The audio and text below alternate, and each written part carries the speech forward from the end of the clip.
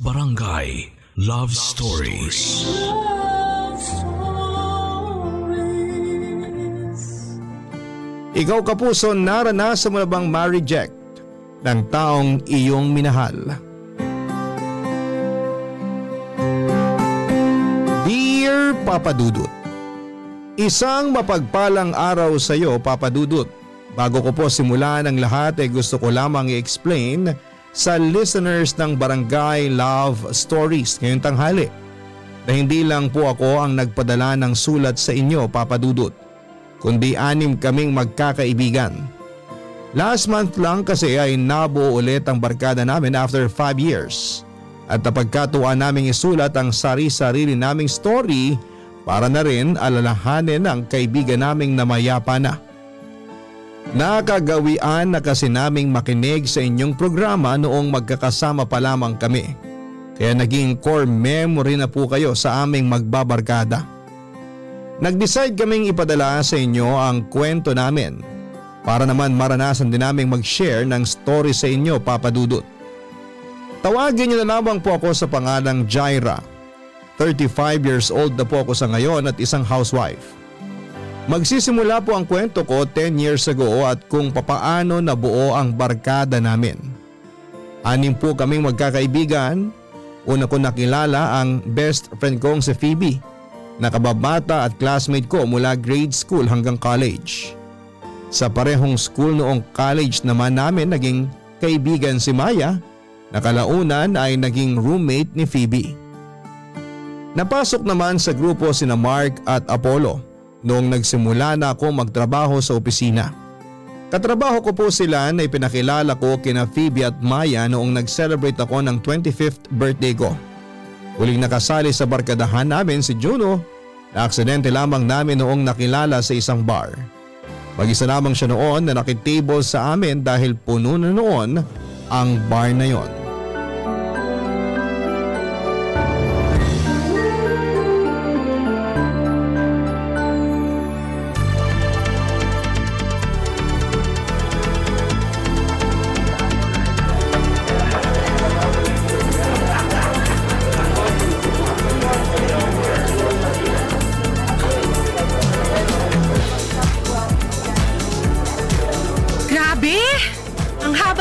Sa restroom.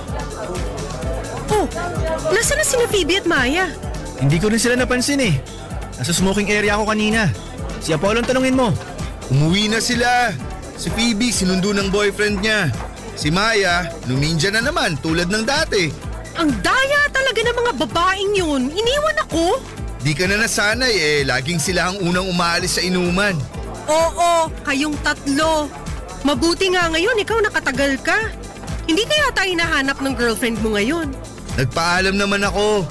Minsan sa relasyon, kailangan nyo rin ng time for yourself. Yun ang secret para magkaroon ng long-lasting relationship. Sus! Nakachamba ka lang kasi mabait yung girlfriend mo. Alibasa, ikaw Mark, never mo pang natry tumagal sa relasyon. At least maraming natry. Huwag mo namang iparamdam sa akin na wala akong jowa. Excuse me. Sorry sa abala pero may nakaupo ba rito? Wala na po. Umuwi na yung nakaupo dyan. Pwede mo nang kunin yung upuan kung gusto mo. Actually, hindi ko kailangan ng upuan. Kailangan ko sana ng table. Pinaalis kasi ako sa table ko eh. Pinaalis ka? Pastos naman ang nagpaalis sa'yo. Sino yung mga yan para mapagsabihan? Hindi. Mali pala yung term na ginamit ko. Hindi pala ako pinaalis. Ako yung umalis kasi ako lang yung nakaupo dun sa malaking table. Yung kabilang grupo, nagsisiksikan sila dun sa isang table. Nahiya naman ako kaya umalis na lang ako. Kaso ayoko pa sanang umuwi. Kaya pwede ba akong makijoin sa inyo? Oh sure! Dito ka na lang, total umalis na yung ibang kasama namin. Okay lang ba? Nakakahiya kasi. Okay lang, no worries. Salamat. Ano palang mga pangalan nyo? Ako si Jaira. Mark, ito naman katabi ko, ang lover boy namin, si Apollo. Nice to meet you guys. Ako pala si Juno. So, bakit ka naman mag-isa? Wala lang, trip ko lang. Kaso, wrong timing yata. Dami palang tao ngayon. Sabado kasi. Punong-puno talaga mga bar ngayon. Kaya nga eh, hindi ako na-inform. Ngayon lang din kasi ako lumabas. Hindi naman talaga ako mahilig uminom. Sayang, hindi mo naabutan yung dalawang kaibigan namin. Sina Phoebe at Maya. Hindi rin mahilig uminom yung mga yon. Tingin ko kaya sinundo si Phoebe kasi lasing na yun. Nirason lang yung boyfriend pero ang totoo, malapit na naman siyang sumayaw sa dance floor kung sakali. Ganun yun pag lasing eh. Matagal na ba kayong magkakaibigan? Medyo matagal na rin. Itong sina Mark at Apollo, workmates ko. Tapos yung kinukwento naming sina Phoebe at Maya, college friends ko naman. I see. Ang saya siguro magkaroon ng maraming kaibigan, no? Oo naman! Pwede rin kasing magtikiman. Hoy! Bastos talaga ng bunganga nito. Biro lang. Bakit ikaw, Juno? Wala ka bang friends? Meron naman, pero di tulad yun na pwedeng ayaing lumabas para mag-party. Konti lang din kasi mga kaibigan ko eh, tapos yung iba sobrang busy na sa buhay. Oh, dito ka na lang sa amin. Tong si Jaira, timid lang tingnan pero party girl yan. Kalad ka rin. Pwede mong ayain kahit saan. Hindi kaya. Pwede kang jumoin sa amin. Kaya nga kami nagbabar eh para makakilala ng bagong kaibigan. The more the merrier, di ba? Totoo ba? Nakakatuwa naman.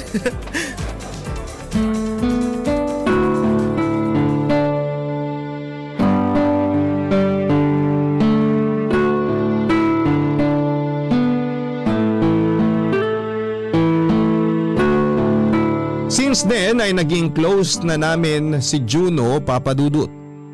Tuwing lumalabas ang grupo namin para kumain, mag-inom or mamasyal ay lagi naming iniimbitahan si Juno. Hanggang sa tumagal ay tuluyan na rin siyang naging parte ng barkada namin.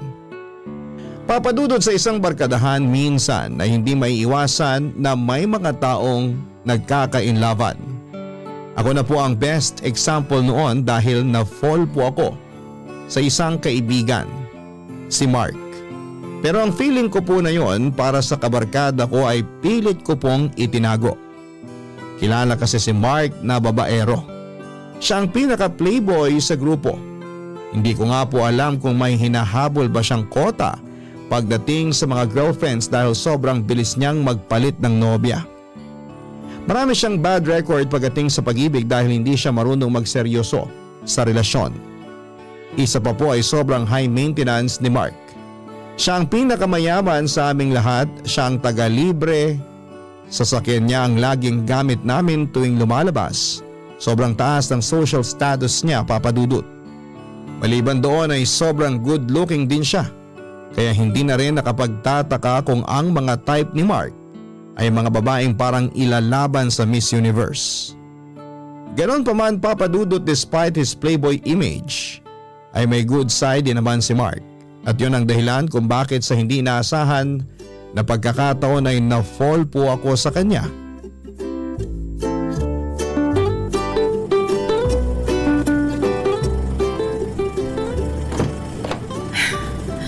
Oh, nasaan na yung iba? Nauna na sila, sumakay yung dalawa kay Apollo. Ba't ang tagal mo? Sorry, nalate ako. Okay lang.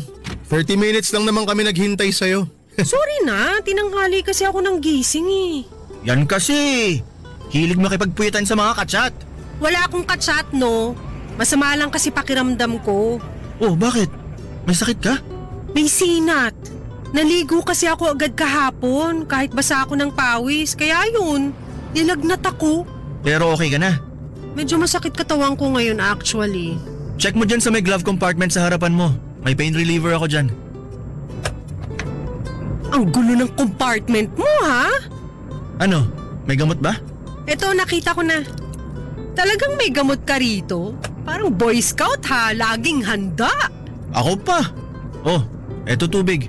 Salamat. Aba, ang sweet ah. Siyempre naman. Ganto ko kaalaga sa mga kaibigan ko. Parang hindi naman. O baka ganyan ka lang talaga kaalaga sa mga babae. Ganyan ba ang trick para makabingwit ng chicks? Matanong ko lang ano pa bang nandyan sa glove compartment mo? Baka may sanitary napkin ka pa dyan ha? Sweet talaga yan. Talaga ba? Baka mamaya mabalitaan ko na lang na ikaw na pala yung girlfriend ni Mark ha? Excuse me? May sarili akong standard, no? Ouch! Taas naman ang standards mo. Ano bang ideal guy ng isang Jaira? Basta hindi chick boy, okay na ako ron. Wala ka ba talagang ni katiting na attraction kay Mark? Yung totoo ha, walang magsisinungaling. Wala! Never ako ma-attract kay Mark, no? Kala mo naman to. Di rin naman ako magkakagusto sa'yo.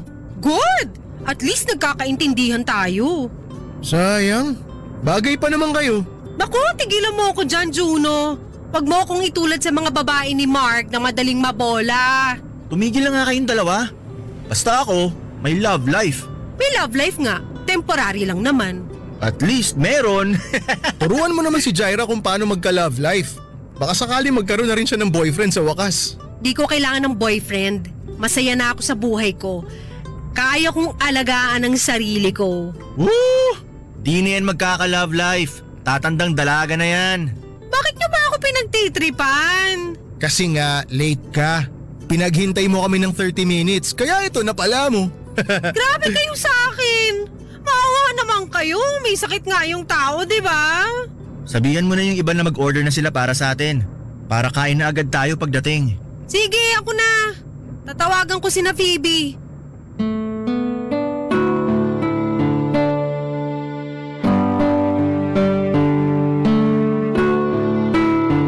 Papadudot na sanay na ang buong barkada sa pagiging sweet ni Mark pagdating sa amin.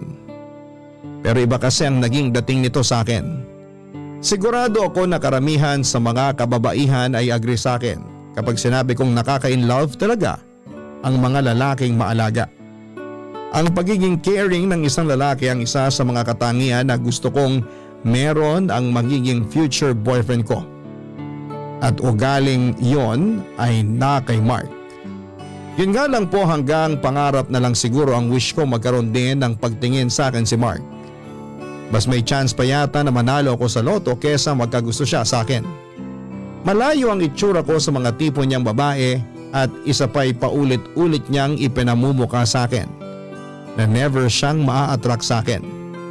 Totoo naman po yun, Papadudot, dahil kung i-compare ko ang sarili ko sa mga past girlfriends ni Mark ay wala akong kalaban-laban.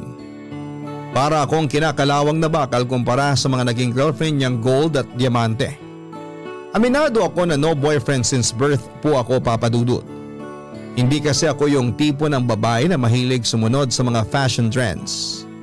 Okay na sa akin ang naka-t-shirt at jeans at hindi rin ako nagsusuot ng makeup. Wala akong arte sa katawan, walang palamuti, plain Jane ang datingan. In short ay boring po akong tao. Average girl nang ang tingnan, wala pang gandang ilalaban. Kaya sa halip na aminin ang totoo kong nararamdaman para kay Mark, ay minabuti kong solohin at itago na lang ang katotohanan. Barangay Love Stories. Barangay Love Stories. Mahigit 5 years ko pong sinolo ang feelings ko. Ganun ako kaseryoso nung sinabi kong never akong aamin kay Mark. Ang hidden feelings ko para sa kanya ay nanatiling nakatago. Sa mga nagdaang taon ay mas tumatag at lumalim pa ang samahan naming magbabarkada. As expected ay mas dumami rin ang listahan ng mga babae ni Mark. Kung si Jessica Soho ay samut-saring awards ang may pagmamalaki, si Mark ay iba't ibang babae ang may pagmamayabang. Kung may world record nga lang sa pinakamaraming ex ay baka siya po ang makakuha nito. Sa loob po ng 5 years ay ako na lang noon ang wala pang karelasyon. Pressured nga ako noon dahil tuwing lumalabas ang barkada namin ay ako lamang ang walang kapareha. Sa aming anim, si Phoebe ang unang nagkaasawa. Si Apollo naman ay proud pa rin sa kanyang long-time girlfriend. May ka-live-in na noon si Maya kasama ang nobyo nito samantalang si Juno ay may sarili na ring partner. Lagi nga akong inaasar noon ng grupo na magmadre na lamang ako kung wala akong planong maghanap ng jowa. Ang hindi nila alam ay may rason ako kung bakit that time ay wala pa rin akong boyfriend. Dahil ang puso ko noon ay hawak-hawak na ni Mark kahit wala siyang kamalay-malay dito.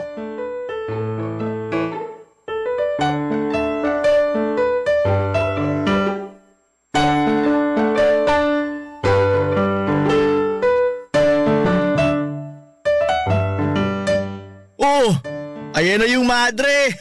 Huwag niyo akong simulan ha. Wala ako sa mood ngayon. Menopause na ba agad? Ikaw Mark, lagi ka na lang nang aasar. Tigilan nyo na nga si Jaira. Di na kayo naawa. Wala nang ang jowa, iniinis nyo pa. Isa ka pa, Apollo. Aalis talaga ako, bahala kayo dyan. Porkit wala rito si Phoebe na kakampi ko, kinaganyan nyo na ako. Bakit ba kasi ayaw mo pang pumasok sa relasyon? Ba't ba kayo nakikialam? Ang sungit naman, nagtatanong lang eh. Gusto ata niyang dalhin sa hukay yung title niyang NBSB eh. Gusto mo ba turuan ka namin kung paano lumandi? Sige nga Juno, turuan mo nga. Wag ako. Si Mark dapat ang magturo, siya yung malanding lalaki. Ganito kasi yan. Ang unang gawin mo, itapon mo na yung buong wardrobe mo. Ilagay mo sa sako tapos sunugin mo. Kasi kahit sinong lalaki, makita palang fashion sense mo, aatras na agad. Nagdadamit ako for comfort. Hindi ako nagdadamit para magpa-impress ng lalaki. Bakit palagi niyong iniisip na kaya nagpapaganda ang mga babae para sa inyong mga lalaki? Masyadong misogynistic ha? Jaira, kami lang naman concerned sa'yo. Huwag mong masamain ang tulong namin. Oy, wala ka na itutulong sa akin, Mark. Kayo, lakas niyo mang asar. Kapag ako nakasama ko sina Maya at Phoebe, mag-girl power din kami para asarin kayo mga lalaki. Gusto mo bang hanapan ka namin ng blind date? No thanks. Ako, may irereto ako sa'yo. Alam niyo guys, salamat sa concern ha, pero happy ako maging single. Being single means freedom. Kaya kong gawin lahat ng gusto ko nang walang nagbabawal sa akin.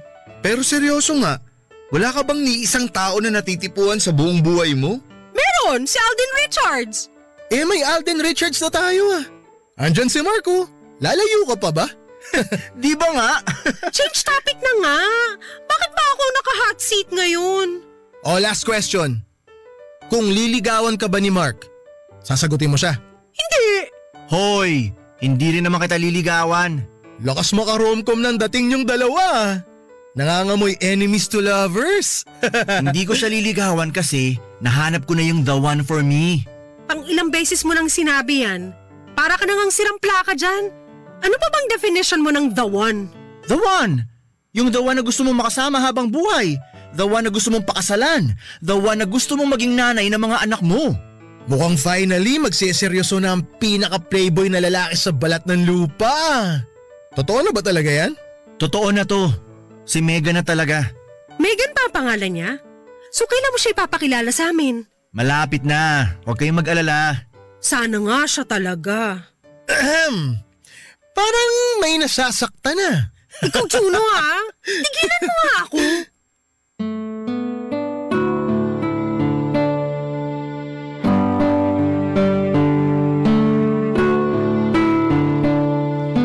Papadudot happy rin naman ako na finally ay seryoso na si Mark sa babaeng idinedate niya. Pero magiging sinungaling ako kapag sinabi kong hindi ako nasaktan. Minsan nga ay nahihirapan na ako makisabay sa mga biruan nila dahil may mga pagkakataong medyo totoo na ang sinasabi nila. Tuwing inaasar nila ako kay Mark ay sobrang hirap magtago ng feelings. Mabuti na talaga at nasanay na ako sa mapang-asar na ugali ng mga barkada ko. That time ay biglang nagbago si Mark. Hindi lang sa ugali kundi pati na ang mga gawain.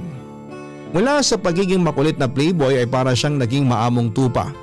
Siguro totoo nga na powerful ang love dahil kaya nitong baguhin ang isang tao.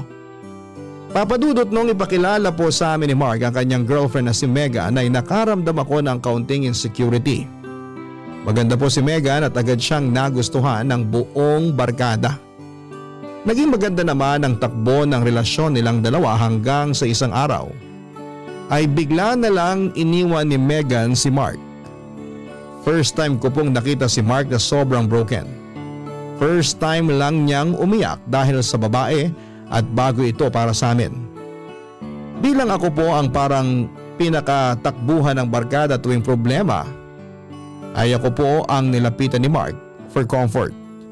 Nagsalo kami sa isang inuman kung saan ay nilabas niya sa akin ang lahat ng dinadala niyang sakit.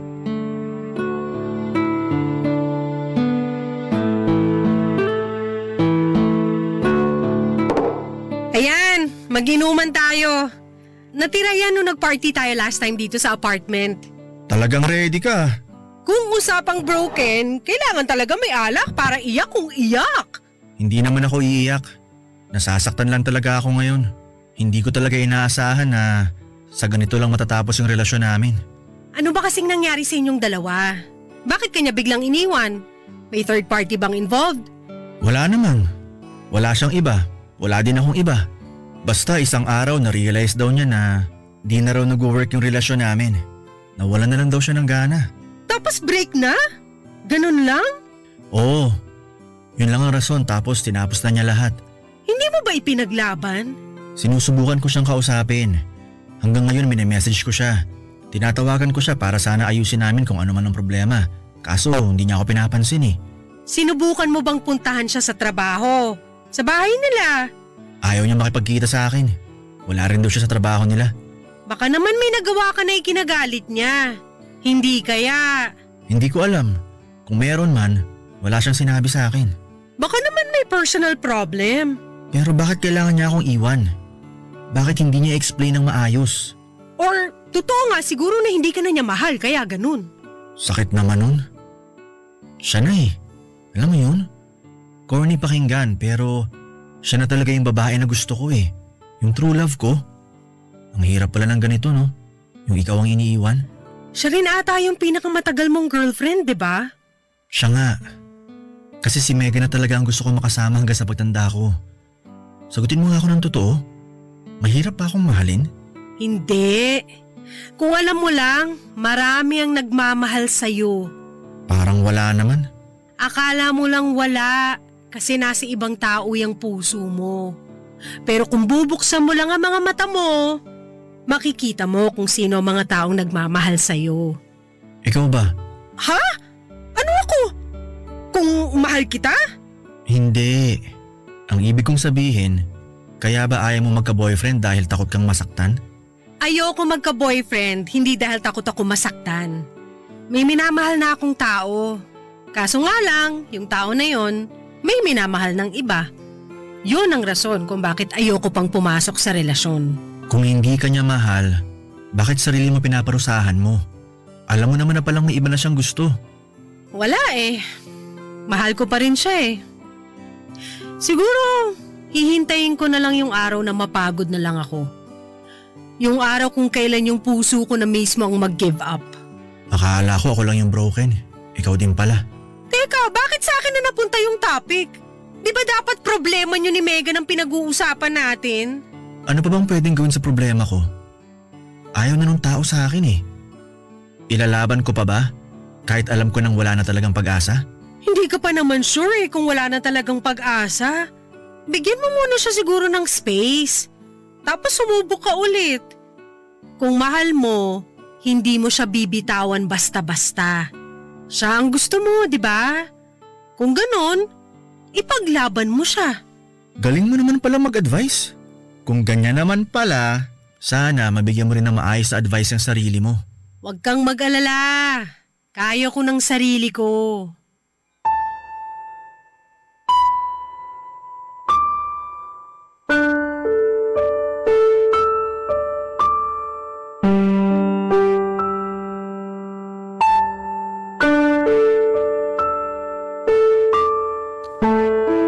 Papadudot, buong gabi naming pinagsaluhan ni Mark ang alak habang pinag-uusapan namin ang mga problema namin sa love life.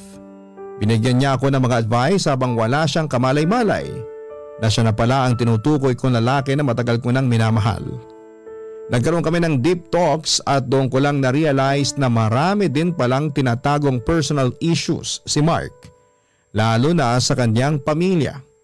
Sa kabila ng pagiging happy-go-lucky nito ay marami rin pala siyang pinagdadaanan. Gusto ko sana noong tawagan pa ang iba pa naming barkada para magkakasama-sama kami. Kaso nga lang ay may trabaho naman noon si Maya. Si Phoebe naman ay nasa out of town kasama ang asawa niya, samantalang si Apollo ay binabantayan ng girlfriend niya sa ospital. Out of reach naman si Juno, Papadudut. Pagkatapos po naming mag-inuman ay nagpaalam si Mark na uuwi na, pero hindi ko siya pinayagan dahil akala kong lasing na siya. Pinilit ko siyang matulog sa apartment at akala ko noon, Papadudut, ay wala ng problema. Pero nung nakatulog ako ay bigla na lang akong nagising sa tawag ni Juno. Naaksidente raw si Mark at malala ang lagay nito. Noong una ay hindi ako naniniwala dahil hindi ko siya pinayagang mag-drive ng lasing, pero nung i-check ko si Mark sa apartment ay wala na pala siya. Papadudot tumakas siya noong malalim na ang tulog ko. Barangay Love Stories. Barangay Love Stories. Malala ang naging lagay niya at ang balita sa akin ni Juno noong makarating ako sa ospital ay nag 50-50 raw siya. Sobrang natakot ako para kay Mark noon, papadudot. Akala ko ay mawawala na ako ng kaibigan. Nang mga panahong yon ay ako ang nagbantay kay Mark sa ospital. Hindi ko siya iniwan hanggang sa makarecover siya. Sa mga araw ng pag-aalaga ko kay Mark ay hindi ko na po naitago ang nararamdaman ko, papadudot. Wala na akong pakialam noon kahit na makahalata ang mga kaibigan namin. Basta ang focus ko lang noon ay ang pagpapagaling ni Mark. Ibinigay ko sa kanya ang mga bagay na hindi kayang ibigay ni Megan, at yon ay ang makakasama at makakaramay. Ganoon din na pinaramdam ko sa kanya na may pamilya siya. Bagay na hindi magawa ng sarili niyang pamilya. Papadudot si Juno po ang naging kasakasama ko sa ospital para magbantay kay Mark. Paminsan-minsan ay binibisita rin siya ng iba naming kaibigan, pero ako ang araw-araw na nag-i-stay sa tabi ni Mark dahil dito ay si Juno ang unang nakapansin sa kakaiba kong ikinikilos. Nung magkaroon kaming dalawa ng time na mag-usap ay doon niya ako tinanong kung ano ang meron sa aming dalawa ni Mark.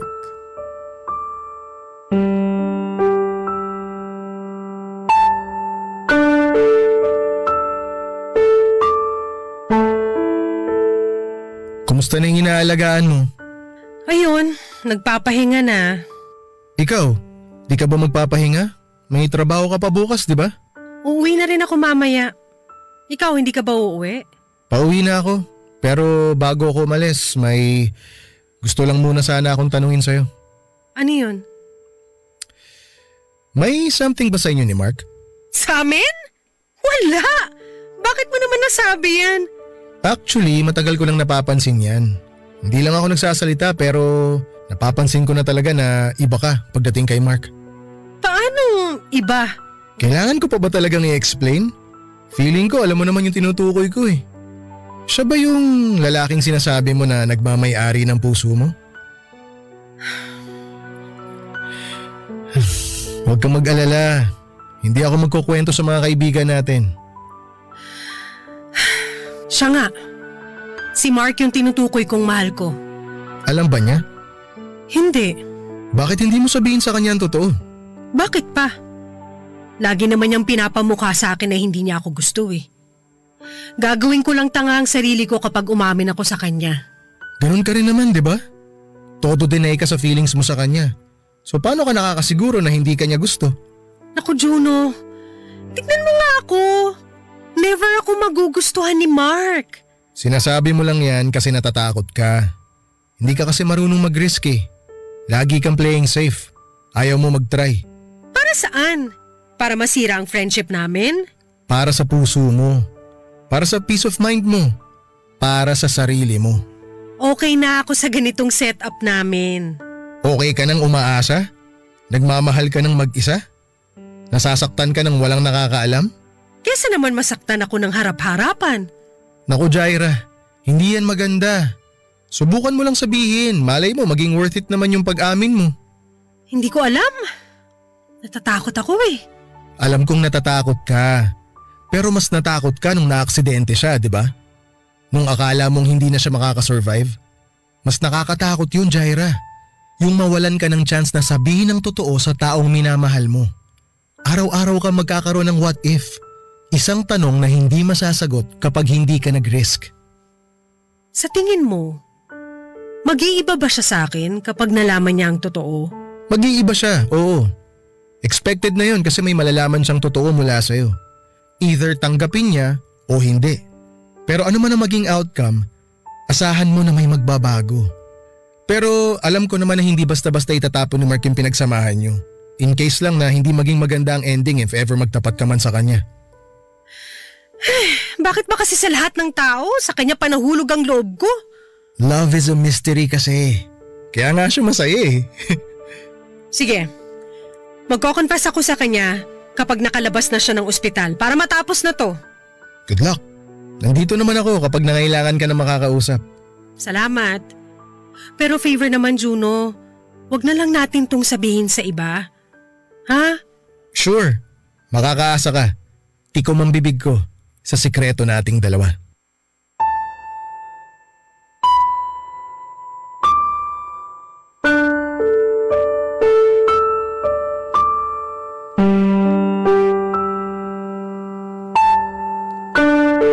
Thankfully ay nag-survive naman si Mark sa nangyari sa kanya.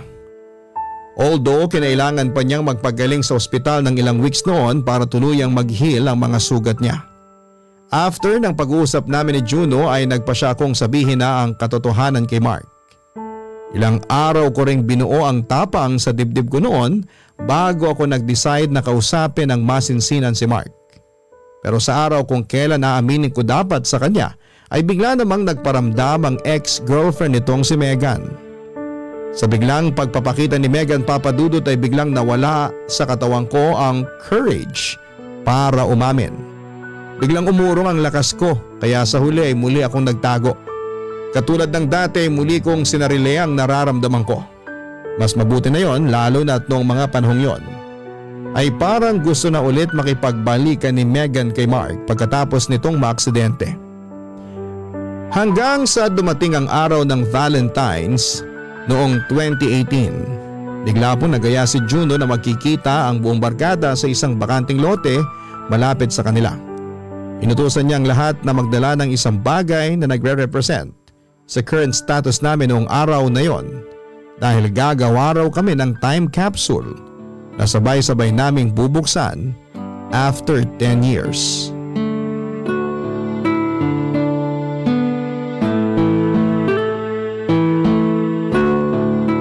Napagod ako dun ah. Time capsule lang binuo natin pero parang daig ko pang nag-workout.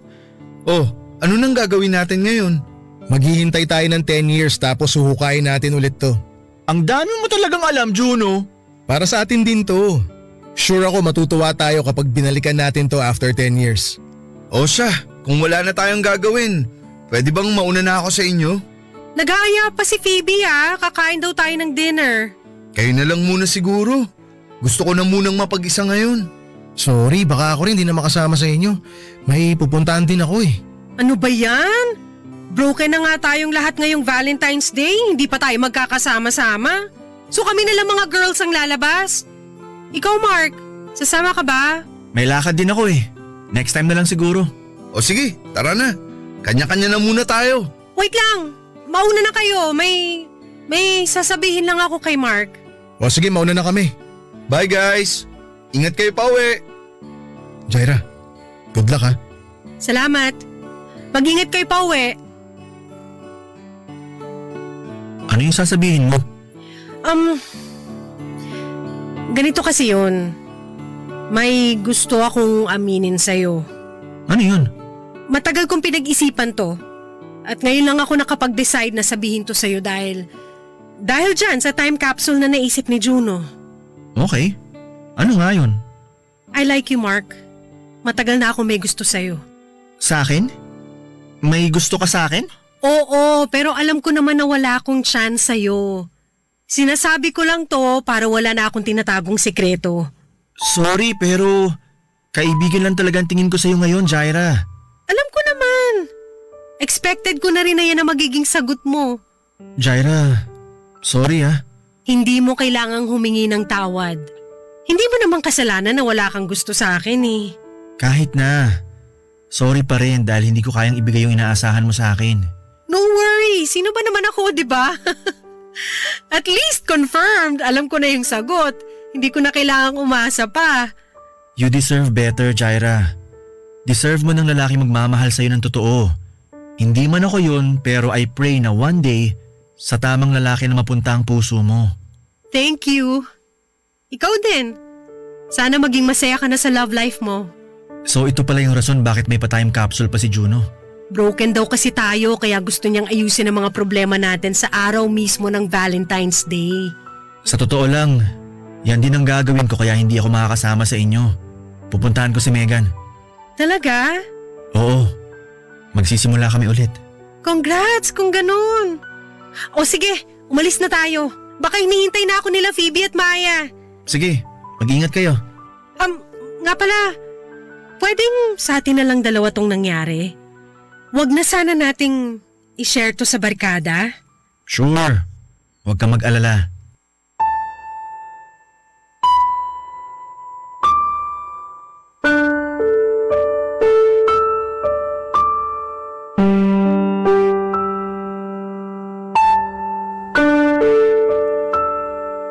Papadudot masakit pala ang ma-friend zone, pero at least kahit papaano ay nakahinga naman ako kasi wala na akong feelings na kailangang itago. After ng confession ko kay Mark ay wala namang nagbago sa pakikitungo niya sa akin. Mas naging close pa kaming dalawa pero this time ay with boundaries na, lalo na't aware na siyang may feelings na involved sa side ko. Hindi ko malilimutan ang araw na yon. Dahil yon ang araw kung saan ay kumawala ako sa comfort zone ko, papadudot. Nag-take ako ng risk at failed man ang naging outcome ng unang subo ko, at least ay nakapagbigay ito ng confidence sa akin. Nga pala papadudot, kung curious kayo kung anong gamit ang nilagay ko sa time capsule namin noon, ay nilagay ko ang sarili kong picture. Gusto ko nakasabay ng pagbaon ng picture kong yon ay ang babaguhin ko na ang attitude ko towards life. Hindi na ako matatakot na magsabi ng totoong nararamdaman ko sa mga tao. Mas magiging risk taker na ako. Magiging open na sa mga feelings ko.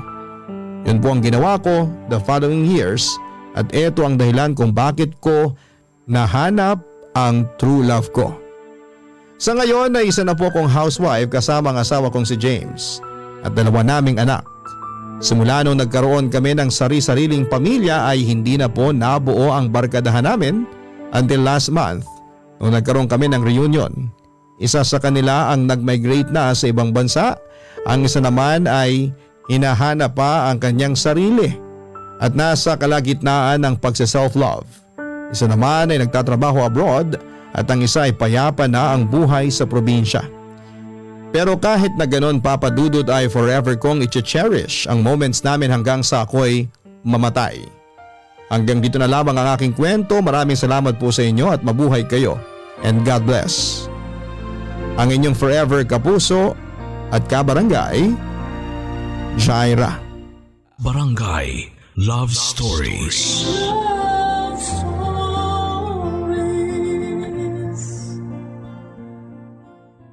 Barangay LS 97.1 Number 1 Forever.